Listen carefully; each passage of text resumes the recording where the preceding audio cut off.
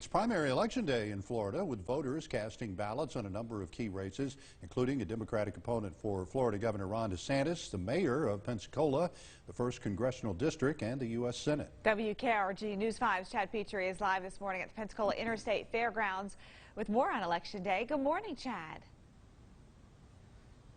Good morning, Jessica. Good morning, Bill. Polls open at 7 this morning, and this is one of the busier polling locations in Escambia County, Florida. But thanks to early voting and mail-in voting, a lot of the pressure for Election Day has really been turned down a lot in recent years. Now, early voting ended Saturday. Over in early voting, more than 13,000 people cast their ballots during that time period. If you add in mail-in voting, that's 31,000 people before the polls opened today in just Escambia County, Florida.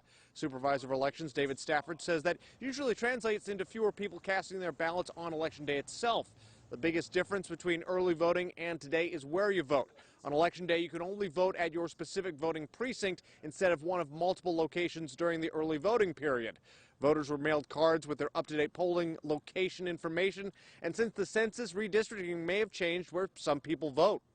We change certain polling locations from election cycle to election cycle if a polling place is no longer available. For instance, we've been gradually moving out of using schools as polling places for I think, some obvious reasons.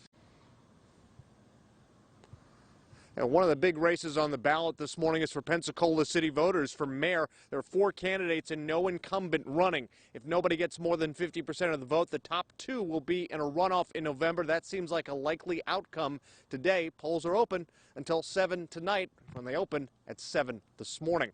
Reporting live in Escambia County, Florida, Chad Petrie, WKRG News 5.